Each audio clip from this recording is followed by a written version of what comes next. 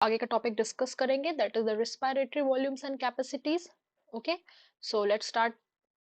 तो respiratory volume and capacities क्या मतलब है कि हम अपने रेस्पिरेशन के टाइम पे या ब्रीदिंग के टाइम पे जो भी वॉल्यूम ऑफ एयर इनहेल या एक्सेल कर रहे हैं, उसके अलावा हम यहाँ पे कैपेसिटी भी पढ़ने वाले हैं। यानी कि कैपेसिटी का मतलब है कि वॉल्यूम्स को जोड़ के जो भी हम लोग सांस लेते टाइम या छोड़ते टाइम जो भी एयर का वॉल्यूम यूज कर रहे हैं, इन्वॉल्व हो रहा है, उसको अगर हम ऐड करेंगे, सम अप करेंगे, तो क्या आएगा, वो सब हम इस टॉपिक के अंदर पढ़ने वाले हैं। तो सबसे पहले हम लोग वॉल्यूम्स पढ़ेंगे, फिर हम लोग जो है कैपेसिटीज पढ़ेंगे। तो सबसे पहले हम वॉल्यूम पढ़ते हैं। The first volume and the easiest volume जो कि हर बच्चे को याद रहता है, वो है टाइडल वॉल्यूम। तो क्या होता है टाइडल वॉल्यूम? टाइडल वॉल्यूम वो वॉल्यूम है जो आप normally, the volume of air inspired और एक्सपायर्ड, जो नॉर्मली आप सांस लेते हो या छोड़ते हो ड्यूरिंग अ नॉर्मल रेस्पिरेशन। यानी कि आपको एक्सरसाइज नहीं कर रहे हो, कोई भी हैवी वर्कआउट नहीं कर रहे हो, आप आराम से बैठे हुए हो नॉर्मल सिचुएशन में, और उस टाइम पे आप जो 12 से 16 बार सांस लेते हो, उसमें हर एक ब्रीथ में, हर एक सांस में आप कितना वॉल्यूम ऑफ एयर ले रहे हो और कितना छोड़ रहे हो। जितना आप लेते हो उतना ही छोड़ते हो, दोनों इक्वल होता है, और उसका वैल्यू होता है 500 millilitre. That is a healthy man, एक हेल्दी मैन। क्योंकि अब किसी को अगर रिस्पिरेटरी प्रॉब्लम्स है, उसकी बात यहाँ पे नहीं की जा रही है। एक हेल्दी आदमी अगर नॉर्मल सिचुएशन में बैठा हुआ है, तो वो इंस्पायर या एक्सपायर कितना कर सकता है? अप्रोक्सीमेटली वो 6000 से 8000 मिलीलीटर एयर पर मिनट, हर मिनट में इंस्पायर एक्सपायर कर सकता है। क्योंकि हम जानते हैं कि एक ब्रीथ में वो 500 मिलीलीटर ले रहा है या छोड़ रहा है, और हमको पता है कि एक मिनट में वो या तो 12 बार सांस लेगा, या फिर वो एक मिनट में 16 बार सांस लेगा। तो हम इनको मल्टीप्लाई करेंगे तो एक मिनट में कितना वॉल्यूम जो है वो ले रहा है या छोड़ रहा है, वो यहाँ पे हमें निकल के आ जाएगा। तो ये 6000 से 8000 मिलीलीटर का रेंज है। ठीक है। नेक्स्ट जो वॉल्यूम है, सेकंड नंबर, वो है इंस्पायरेटरी रिजर्व वॉल्यूम। ठीक है। रिजर्व का मतलब होता है एक्स्ट्रा। ठीक है। तो अब हम बोल रहे हैं कि अब वो नॉर्मली बैठा हुआ है, लेकिन फिर भी वो जबरदस्ती फोर्सफुली सांस लेने का कोशिश कर रहा है। तो उस सिचुएशन में 500 मिलीलीटर तो वो लेगा ही, उसके अलावा एक्स्ट्रा जो फोर्सफुली ले रहा है वो कितना होगा? तो उसी को हम बोलते हैं इंस्पायरेटरी एक्स्ट्रा वॉल्यूम या inspiratory reserve volume. That is the additional volume of air a person can inspire by a forceful inspiration. This averages about 2500 millilitre to 3000 millilitre. ये आपको याद रखना होगा, इंस्पायरेटरी रिजर्व वॉल्यूम का 2500 टू 3000 मिलीलीटर वॉल्यूम होता है। Third is expiratory reserve volume. Expiratory reserve volume is the additional volume of air. फिर वही बात है कि आप कितना एक्सपायर कर सकते हो एक्स्ट्रा। ठीक है। नॉर्मल सिचुएशन में आप फोर्सफुली कर रहे हो, तो additional volume of air a person can expire by a forceful expiration. ये एडिशनल वॉल्यूम है, यानी एक्स्ट्रा वॉल्यूम है। 500 तो वो एक्सपायर करेगा ही, उसके साथ साथ वो 1000 से 1100 मिलीलीटर भी एक्सपायर कर सकता है अगर वो फोर्सफुली वो कर रहा है तो। So the additional volume of air a person can expire by a forceful expiration, this averages 1000 to 1100 millilitre, right? And the last one is your residual volume.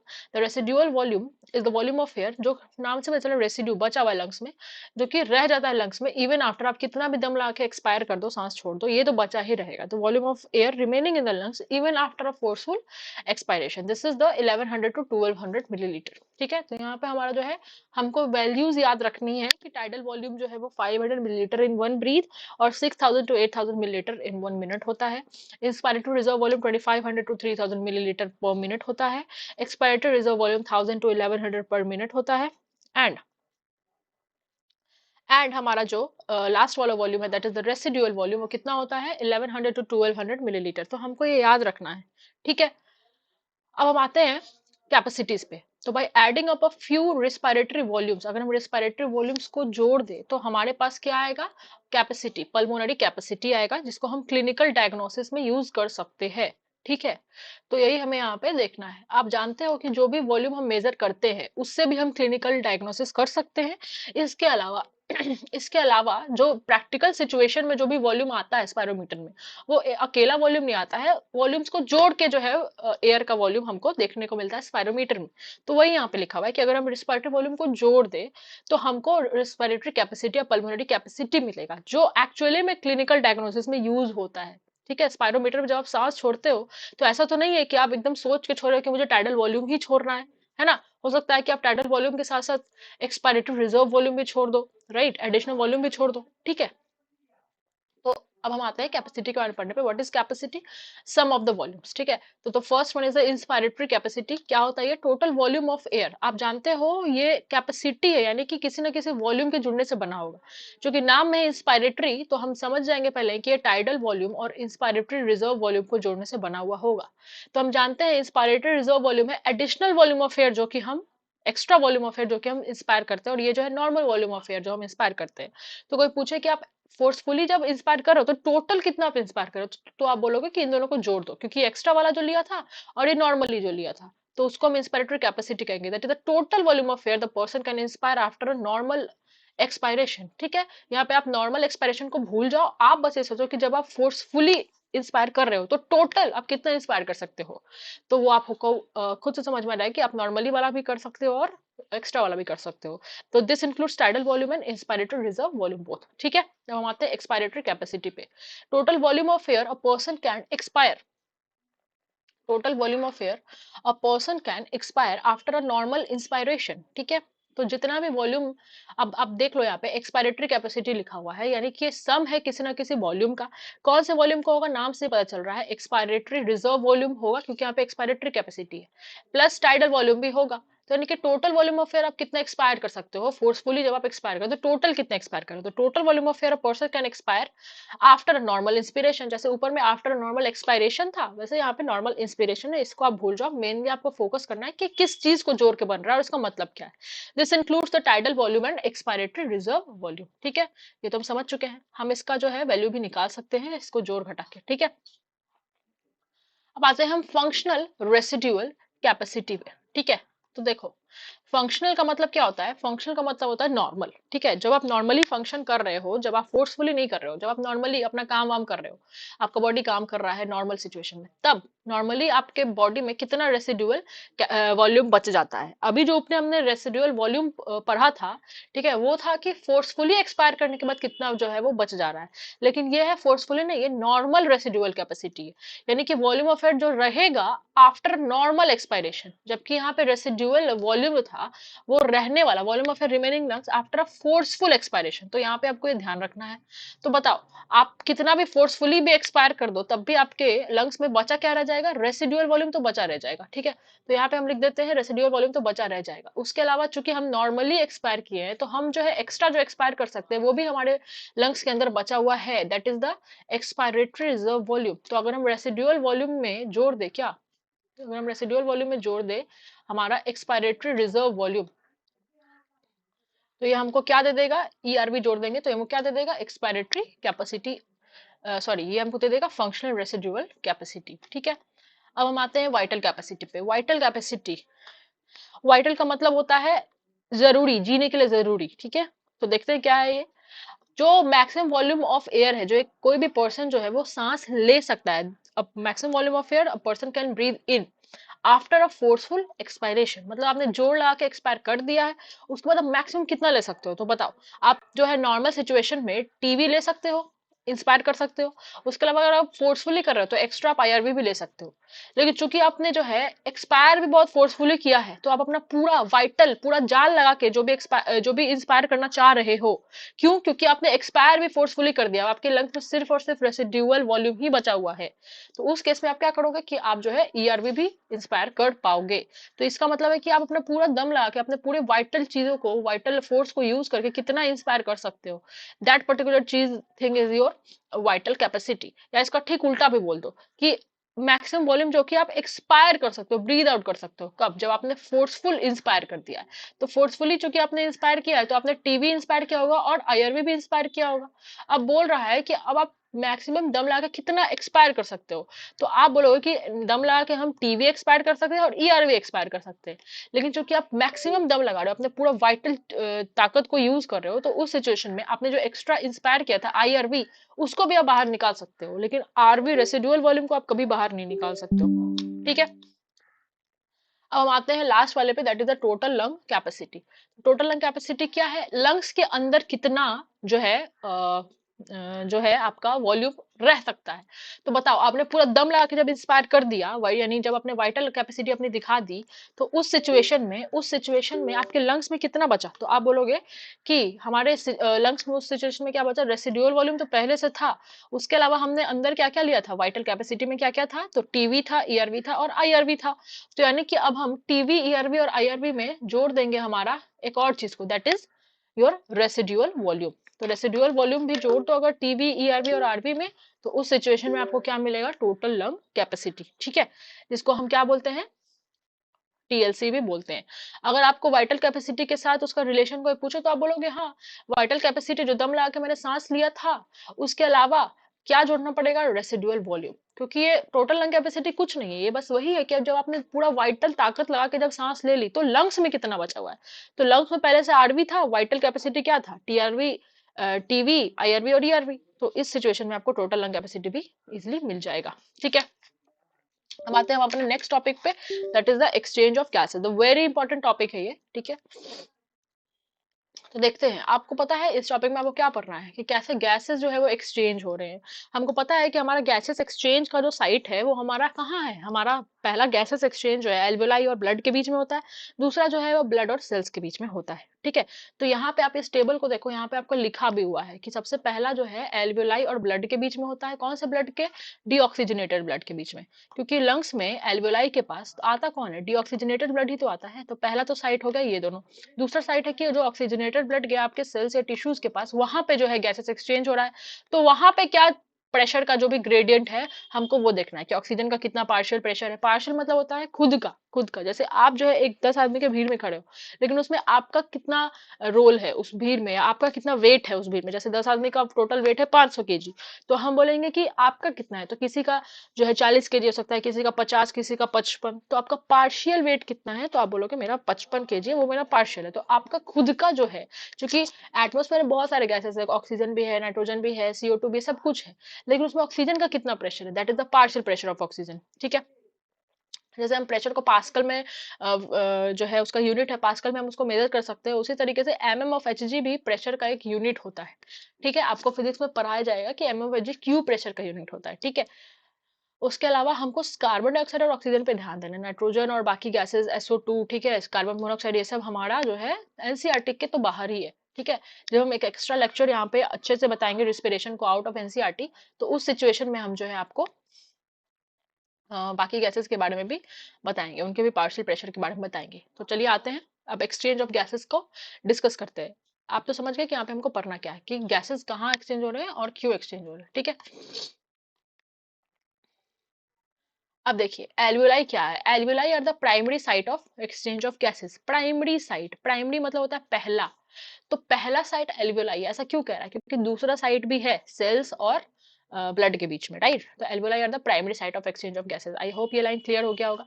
Exchange of gases also occur between the blood and the tissue. ठीक है, blood और tissue के बीच में भी तो exchange हो रहा है। जी हाँ, मैंने जो बोला वो एनसीईआरटी ने खुद ही लिख दिया कि इसको ये प्राइमरी साइट क्यों बोला है, क्योंकि सेकेंडरी साइट क्या है आपका जो है, आप बोल सकते हो टिश्यूज है या फिर आप बोल सकते हो कि ब्लड है। ठीक है, अब एक्सचेंज क्या हो रहा है? Oxygen and carbon dioxide are exchange in the sites, in these sites. दो साइट है, दोनों साइड पे कौन कौन एक्सचेंज हो रहा है? O2 and CO2 bye simple diffusion, यानी कि कोई एनर्जी नहीं लग रहा है, सिंपल डिफ्यूजन है, high concentration to low concentration, passive movement of gases, mainly based on the gradient, that is the pressure gradient और कॉन्सेंट्रेशन ग्रेडियंट। जो गैस जितना ज्यादा अमाउंट में होगा उसका कॉन्सेंट्रेशन उतना ज्यादा होगा, उसका प्रेशर उतना ज्यादा होगा। तो ठीक है, कोई भी चीज अगर ज्यादा अमाउंट में, उसका कॉन्सेंट्रेशन ज्यादा है, उसका प्रेशर ज्यादा है, तो वो हाई टू लो आराम से मूव कर सकता है। तो वही यहाँ पे लिखा हुआ है कि चूंकि सिंपल डिफ्यूजन के थ्रू ये मूवमेंट हो रहा है, तो किस चीज पे बेस्ड है? सिंपल डिफ्यूजन कैसे हो रहा है? प्रेशर के ग्रेडियंट या कॉन्सेंट्रेशन के ग्रेडियंट से।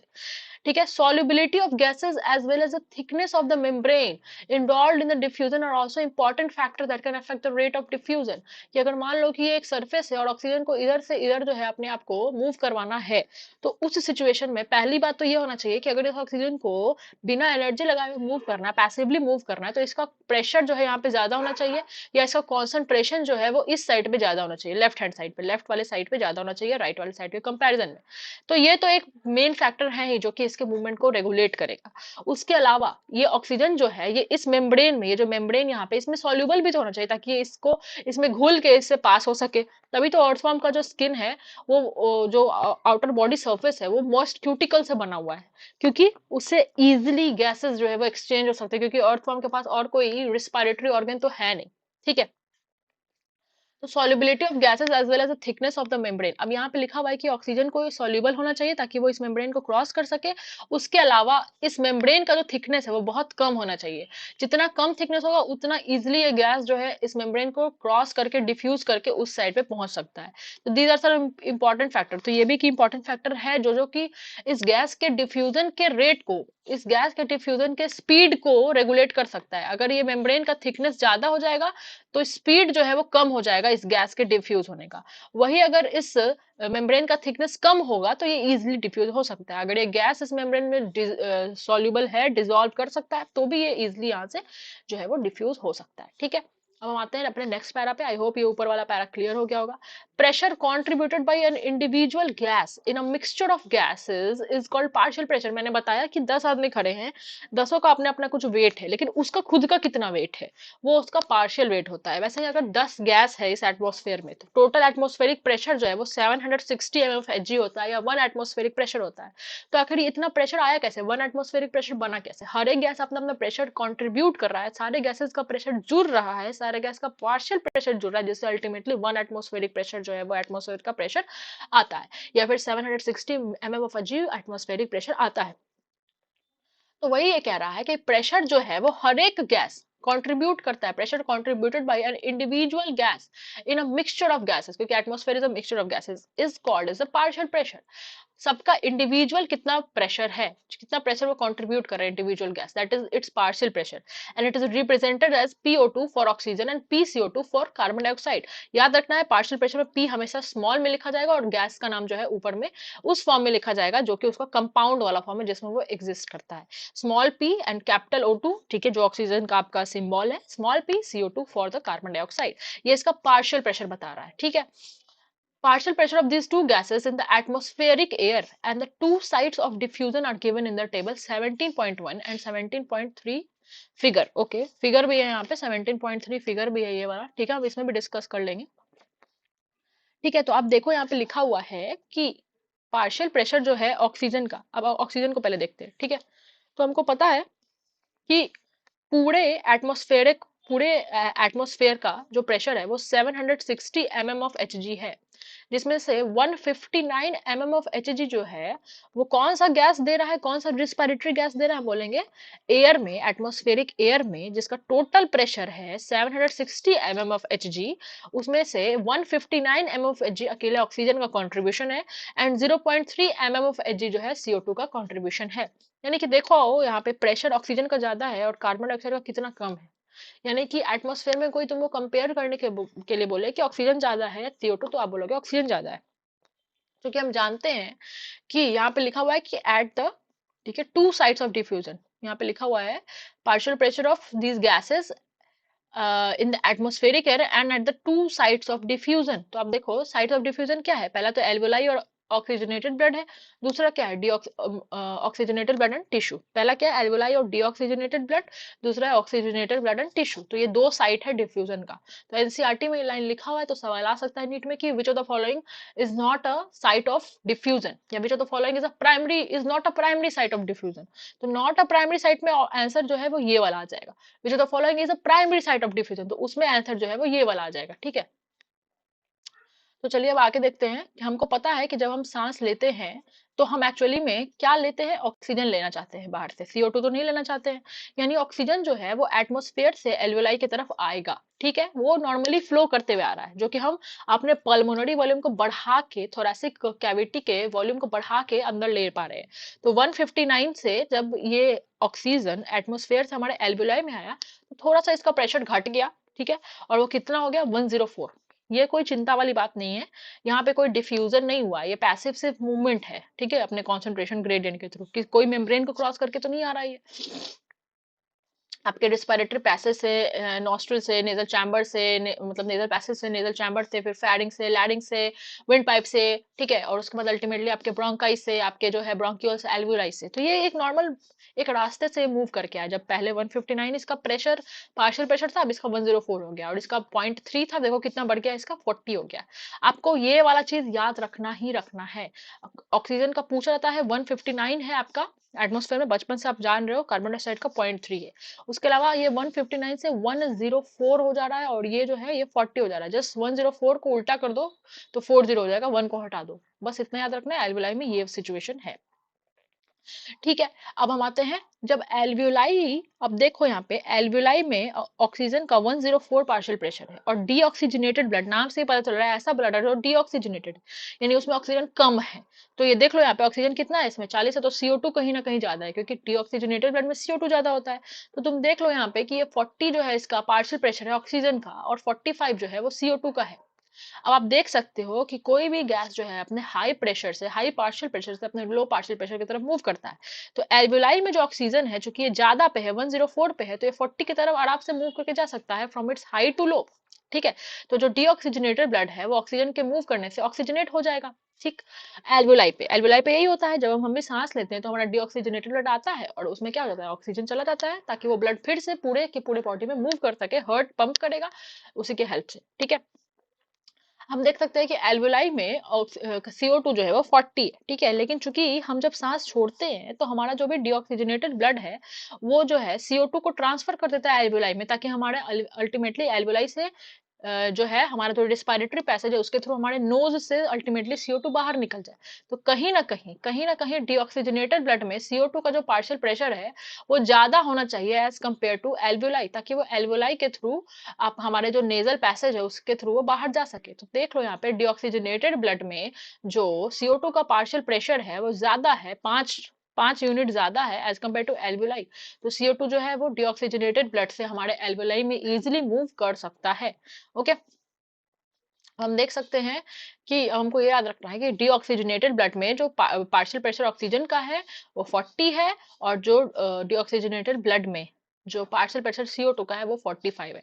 अगर आपको डीऑक्सीजनेटेड ब्लड का याद है तो आपको टिश्यू का भी याद हो जाए, क्योंकि टिश्यूज ही तो CO2 बना रहे हैं, रिलीज कर रहे हैं in the due course of respiration, और वही तो ब्लड को डीऑक्सीजनेटेड बना रहे हैं। तो टिश्यूज का कितना हो गया आपका, सेम, ऑक्सीजन का 40 और CO2 का 45 पार्शियल प्रेशर। और जब ब्लड ऑक्सीजनेट हो गया, ब्लड ऑक्सीजनेट कैसे हुआ, एल्वुलाई ने किया। तो जब एल्वुलाई का 104 जो है पार्शियल प्रेशर ऑक्सीजन का वो मूव करके गया डीऑक्सीजनेटेड ब्लड में, तो डीऑक्सीजनेटेड ब्लड के 40 वाले कॉन्सेंट्रेशन को, 40 वाले पार्शियल प्रेशर ऑफ ऑक्सीजन को किस में कन्वर्ट कर दिया इसने, 40 से 95 बना दिया। और जो CO2 था, CO2 जब निकल गया डीऑक्सीजनेटेड ब्लड से वापस से एल्वुलाई में चला गया, तो फिर से जो CO2 का जो पार्शियल प्रेशर है ऑक्सीजनेटेड ब्लड में वो कितना हो गया, 40। तो हम इसको कैसे याद रख सकते हैं, क्योंकि एल्वुलाई में इसका 40 था, तो तो ऑक्सीजनेटेड ब्लड में भी क्या हो जाएगा इसका 40, क्योंकि एल्वुलाई ही तो ब्लड को ऑक्सीजनेट कर रहे हैं। एल्वुलाई में कितना था ऑक्सीजन का, 104। जब उसने डीऑक्सीजनेटेड ब्लड को ऑक्सीजनेट किया तो कितना हो गया, 95। अदरवाइज जो डीऑक्सीजनेटेड ब्लड है या फिर टिश्यू है उसमें 40 45 40 45 है। आई होप आपको याद हो गया होगा। एक बार हम रिवाइज कर लेते हैं इसको, कि जैसे आपका जो है एटमॉस्फेयर में 159 था ऑक्सीजन का पार्शियल प्रेशर, और कार्बन डाइऑक्साइड का था 0.3, ये है एयर में, एटमॉस्फेरिक एयर में। एयर के बाद वो कहाँ गया, एल्वियोलाई में। तो एल्वियोलाई में गया, बस एक पैसेज के थ्रू गया है, 159 से कितना हो जा रहा है ये 104, ये जो है ये 40 हो जा रहा है, बढ़ जा रहा है। अब क्या हुआ, एल्वुलाई जो है उसके बगल में क्या आता है, डीऑक्सीजनेटेड ब्लड, उसके बाद क्या आता है, ऑक्सीजनेटेड ब्लड, और उसके बाद आता है टिश्यू। तो हमको याद है पहले से ही कि टिश्यू में 40 और 45 था ऑक्सीजन और CO2 का। ऑब्वियसली CO2 का ज्यादा है ऑक्सीजन से, क्योंकि वो डीऑक्सीजनेट है, या फिर डीऑक्सीजनेटेड ब्लड में भी 40 और 45 है। उसके अलावा हमको याद है कि एल्वुलाई ही तो ब्लड को ऑक्सीजनेट करता है, तो एल्वुलाई में कितना है, 104 ऑक्सीजन का पार्शियल प्रेशर, और ऑक्सीजनेटेड ब्लड में क्या हो जाएगा, थोड़ा सा कम हो जाएगा, दैट इज 95 हो जाएगा। अदरवाइज एल्वुलाई में जितना है, ठीक है, कार्बन डाइऑक्साइड का पार्शियल प्रेशर उतना ही रह जाएगा ऑक्सीजनेटेड ब्लड में। ये टेबल बहुत बार पूछा जाता है, तो आपको याद हो जाना चाहिए, आप इसी तरीके से उसको छुपा के लिखा करो, ठीक है। आप बिना टेबल देखे हुए लिखा करो ताकि आपको याद हो जाए। इस टेबल का नाम है पार्शियल प्रेशर, इस टेबल का नाम है partial pressure in mm of Hg of oxygen and carbon dioxide at different parts involved in diffusion in comparison to those in the atmosphere. तो यहाँ पे एटमॉस्फेयर को कंपेयर कर रहा है और एटमॉस्फेयर में जो पार्शियल प्रेशर है ऑक्सीजन और CO2 का उसको कंपेयर कर रहा है दो अलग अलग पार्ट, दो अलग अलग साइट ऑफ डिफ्यूजन पे। पहला एल्वेलाई और ऑक्सीजनेटेड ब्लड और दूसरा एल्वेलाई और डीऑक्सीजनेटेड ब्लड और दूसरा ऑक्सीजनेटेड ब्लड एंड टिश्यू। ठीक है, तो ये हमको समझ में आ गया। एनसीईआरटी में तो बहुत इजी तरीके से दिया हुआ ये चैप्टर, कोई मतलब दिक्कत की बात नहीं है। इसका मैं एक डिटेल लेक्चर पे ले आऊंगी, वहां पे आपको अच्छे से वो समझ में आ जाएगा। तो ये तो कुछ नहीं है, तो बहुत इजी चीजें है एनसीईआरटी में। ठीक है, चलिए अब आगे पढ़ते हैं। देखिए इंस्पायर्ड और एक्सपायर्ड दिखा रहा है। इंस्पायर्ड मतलब क्या कि अंदर जा रहा है, एक्सपायर्ड मतलब ये बाहर आ रहा है। तो ओवे से बात है कि इंस्पायर्ड अंदर कहाँ पे जाता है, तो एल्वियोलाई में जाता है। ठीक है, तो एल्वियोलाई का एक सिंगुलर फॉर्म है एल्वियोलस, एक एल्वियोलाई को यहाँ पे दिखाया हुआ है। ठीक है, तो अब देखिए, तो अब देखिए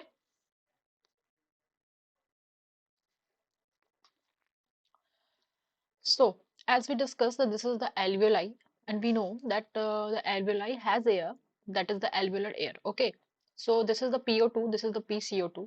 The PO2, as we have already discussed, that PO2 is 104 mm of Hg inside the alveoli, and in the atmospheric air it was 159 mm of Hg.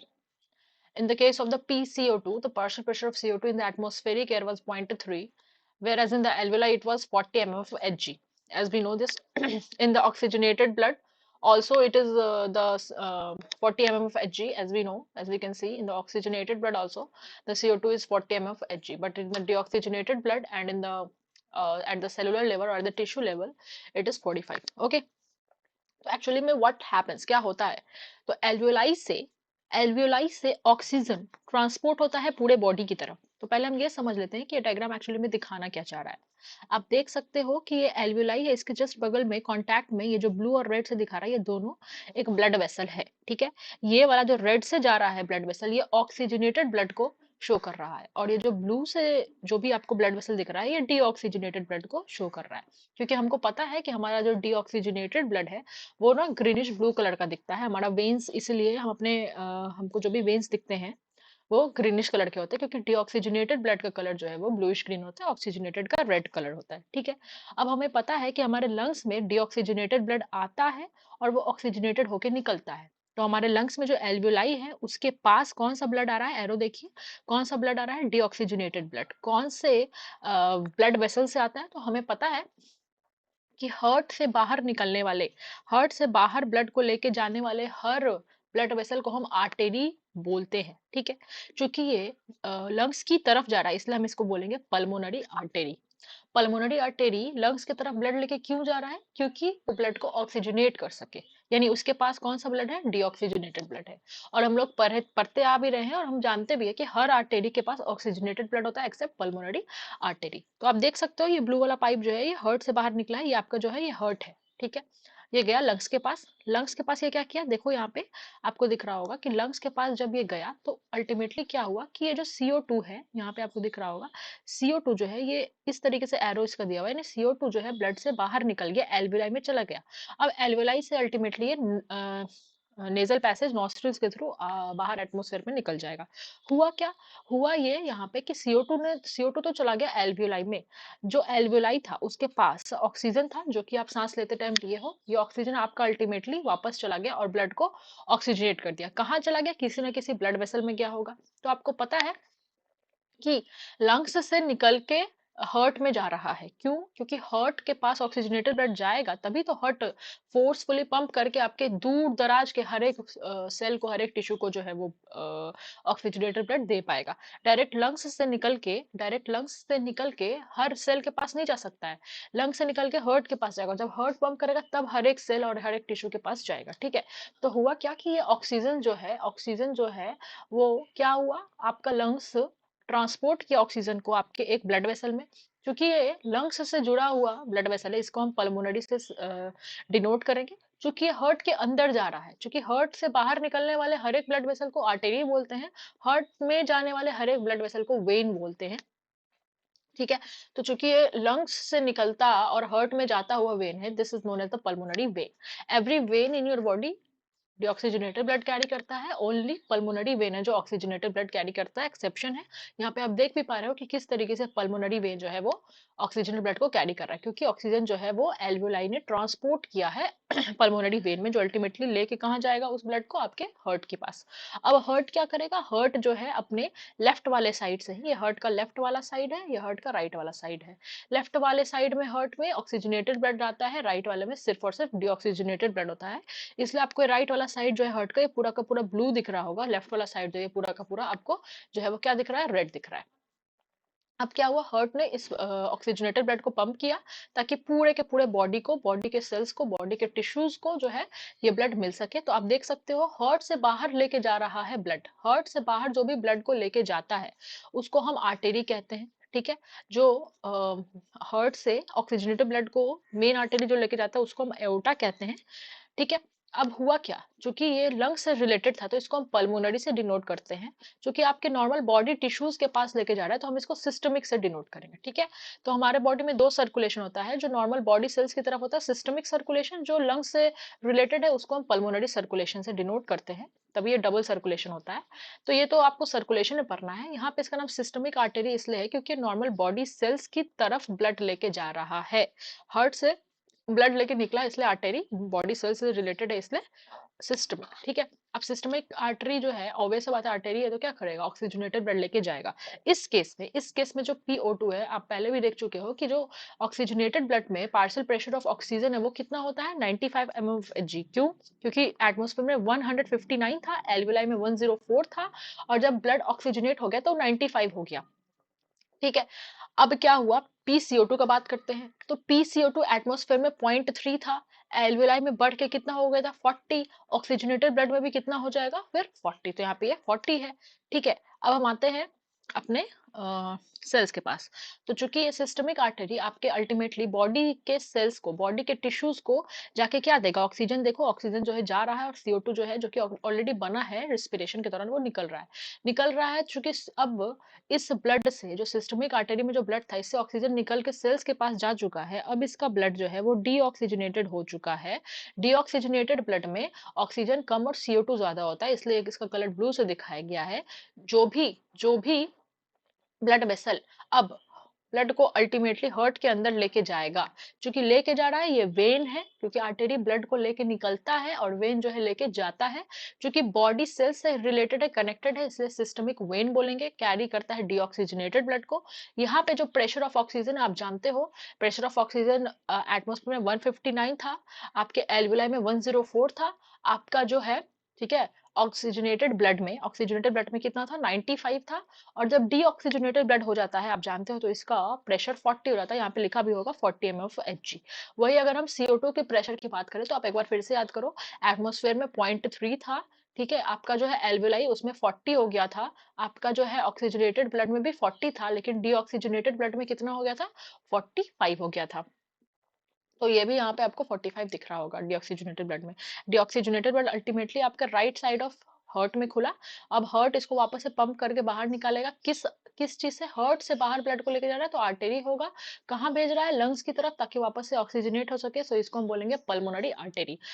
तो all artery contains oxygenated blood except the pulmonary artery which contains the deoxygenated blood.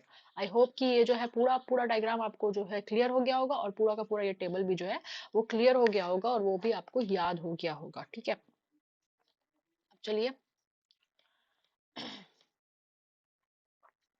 अब आगे बढ़ते हैं। यहाँ पे कुछ लिखा हुआ था, लिखा हुआ है similarly a gradient is present for the CO2, ठीक है। शायद हमने ये पढ़ा नहीं था ऊपर का, ठीक है। तो हम यहाँ पे एक बार फिर से पढ़ लेते हैं। The data given in the table clearly indicates a concentration gradient, ठीक है, for oxygen from the alveoli to the blood. हाँ, एल्वेलाई और ब्लड के बीच में, और ब्लड और टिश्यूज के बीच में जो है ये ग्रेडियंट दिखा रहा है, ठीक है।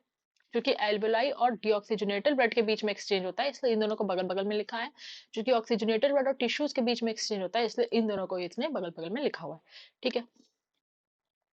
सिमिलरली सिमिलरली अ ग्रेडियंट, क्योंकि ऑक्सीजन का बात किया, कार्बन डाइऑक्साइड का भी ग्रेडियंट प्रेजेंट है। Gradient is also present for the carbon dioxide in the opposite direction. जो भी ऑक्सीजन का ग्रेडियंट है कि एल्वेलाई से ऑक्सीजन जो है डीऑक्सीजनेटेड ब्लड में जाएगा, और डीऑक्सीजनेटेड ब्लड जो है अल्टीमेटली आपका एल्वोलाई से आपका जो ऑक्सीजन है वो डीऑक्सीजनेटेड ब्लड में जाएगा, डीऑक्सीजनेटेड ब्लड ऑक्सीजनेट हो जाएगा, ऑक्सीजनेट होके वो सेल्स के पास जाएगा, टिश्यूज के पास जाएगा, ठीक है। तो ग्रेडियंट आपको पता चल रहा है, एल्वोलाई से डीऑक्सीजनेटेड ब्लड, ऑक्सीजनेटेड ब्लड से टिश्यू। उसी तरीके से कार्बन डाइऑक्साइड के लिए भी ग्रेडियंट प्रेजेंट है, लेकिन ठीक अपोजिट डायरेक्शन में।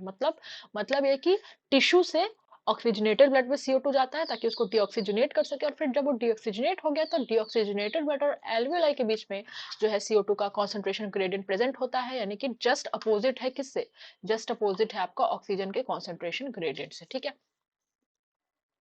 चलिए अब आगे बढ़ते हैं।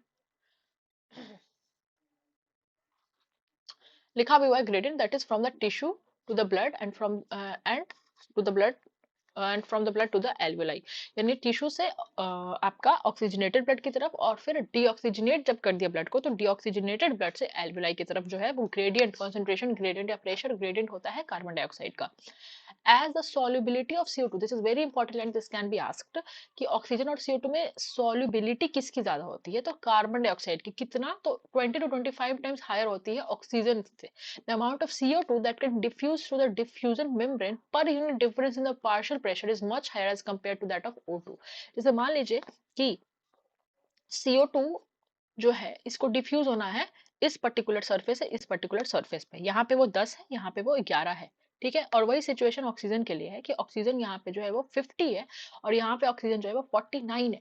तो इसको भी है इधर से इधर जो है डिफ्यूज होना है, ठीक है। अच्छा, यहाँ पे इसको हम हाई कर देते हैं तभी तो डिफ्यूज होगा, ठीक है। तो चूंकि दोनों अपोजिट डायरेक्शन में डिसॉल्व होता है तो हम इसको इधर लिख देते हैं और यहाँ पे हम लिख देते हैं 11 और यहाँ पे लिख देते हैं 10। तो आप देख पा रहे हो कि दोनों दोनों साइड में यहाँ पे CO2 का जो डिफरेंस है कॉन्सेंट्रेशन में या प्रेशर में वो एक का है, 11 से 10 में एक का डिफरेंस है। और यहाँ पे ऑक्सीजन का जो डिफरेंस है डिफ्यूज होने में, कॉन्सेंट्रेशन ग्रेडियंट या प्रेशर ग्रेडियंट है, वो कितने का डिफरेंस है, एक का है। तो अब सवाल उठता है कि CO2 ज्यादा डिसॉल्व होगा या O2। तो नॉर्मल जिसको पता नहीं होगा कि सॉलिबिलिटी जो है वो अलग अलग है दोनों की, उसने वो बोल देगा कि दोनों जो है सेम अमाउंट में डिसॉल्व होगा, जबकि ऐसा नहीं है। CO2 की सॉलिबिलिटी ज्यादा होती है, 20 से 25 गुना ज्यादा होती है। इसलिए जो अमाउंट ऑफ CO2 है इतने ही डिफरेंस के लिए, the difference in the partial pressure per unit difference in the partial pressure, एक ही यूनिट का डिफरेंस है पार्शियल प्रेशर में, और कार्बन डाइऑक्साइड का भी ऑक्सीजन का भी। फिर भी the amount of CO2 which will diffuse through this diffusion membrane is much higher as compared to that of oxygen, ठीक है। तो हम यहाँ पे इस चीज को, इस लाइन को समझ सकते हैं और ये सवाल आ सकता है। हमने पहले भी ये पढ़ा है, एनसीईआरटी में लिखा हुआ है कि जो डिफ्यूज होने का जो रेट है, डिफ्यूजन रेट है, ये बहुत सारे फैक्टर्स पे डिपेंड करता है, ठीक है। जिसमें आपका थिकनेस ऑफ डिफ्यूजन मेम्ब्रेन भी आता है, सॉलिबिलिटी ऑफ द गैस भी आता है, ठीक है। और जो ग्रेडियंट है, कॉन्सेंट्रेशन का ग्रेडियंट है, प्रेशर का ग्रेडियंट है, वो भी यहाँ पे इंपॉर्टेंट है क्योंकि गैसेस पैसिवली ही डिसॉल्व करेंगे, डिफ्यूज करेंगे। The diffusion membrane is made up of 3 major layers. यहाँ पे डिफ्यूजन मेम्ब्रेन 3 लेयर से बना हुआ है, आपको इस फिगर में भी दिख रहा होगा। पहला लेयर तो ये ग्रीन वाला लेयर है जो एल्वियोलर वॉल है, ठीक है। ये किस चीज से बना होता है, आप टिश्यू चैप्टर में पढ़े होंगे। This is made up of simple squamous epithelium, ठीक है। एक सेल का थिक है, आप देख रहे हो ना, एक ही सेल जो है, एक ही सेल का थिकनेस है। कितना, एक ही सेल का थिकनेस क्यों, क्योंकि कम से कम थिकनेस रखना है ताकि गैसेस जो है इजिली इसको क्रॉस करके डिफ्यूज कर पाए, इसीलिए, ठीक है। अब हम देखते हैं यहाँ पे क्या कर रहा है, 3 लेयर का थिक है। तो पहला लेयर तो ये एल्वेओलर वॉल हो गया जिससे स्क्वैमस एपिथेलियम से बना हुआ है। उसके बीच में हो गया बेसमेंट मेम्ब्रेन जो कि बिना किसी सेल के बना हुआ है, और सबसे अंदर में आपका हो गया इंडोथेलियम ऑफ ब्लड कैपिलरी, क्योंकि कैपिलरीज में सिर्फ और सिर्फ inner most layer tunica interna that is the endothelium पाया जाता है, तो वही आपको दिख रहा है, ठीक है। तो 3 मेजर लेयर कोई पूछे कौन कौन सा है, बोलोगे the squamous epithelium of the alveoli, the basement membrane, the second layer is the basement membrane, the third one is the endothelium of the blood capillary, ठीक है। हम आप देख पा रहे हो, और यहाँ पे लिखा पे लेयर का नाम, the thin squamous epithelium of alveoli, the endothelium of the alveolar capillary, ठीक है। यस, एल्वियोलर कैपिलरी यानी एल्वियोलाई के बगल में जो कैपिलरीज है उनका endothelium, and the third one is the basement membrane or the basement substance which is composed of thin basement membrane supporting the squamous epithelium and the basement membrane surrounding the thin layer endothelial cell of the capillary in between them। मतलब ये जो बीच में है ये basement substance है। Basement membrane क्यों नहीं कहा, बेसमेंट सब्सटेंस इसलिए कहा क्योंकि this is made up of two basement membrane, the basement membrane of the squamous epithelium of the alveoli as well as the basement membrane of the endothelium of the blood capillary. ये दोनों squamous epithelium ही है। Endothelium भी squamous होता है और squamous epithelium तो obvious सा बात है, स्क्वैमस है ही, इररेगुलर शेप्ड फ्लैट सेल्स। आप पढ़े भी होंगे टिश्यू चैप्टर में। However it's total thickness is much lesser than a millimetre, 1 millimetre से भी कम है, जबकि 3 लेयर से मिलकर बन रहा है। और कम क्यों ना हो, क्योंकि इसको तो डिफ्यूजन में पार्टिसिपेट करना है, तो कम तो होना ही चाहिए। देयरफॉर जितना भी फैक्टर्स है हमारे बॉडी के पास वो सब फेवरेबल है डिफ्यूजन के लिए। ठीक है, बहुत पतला लेयर है ताकि अच्छे से डिफ्यूज हो सके, ज्यादा जल्दी डिफ्यूज हो सके।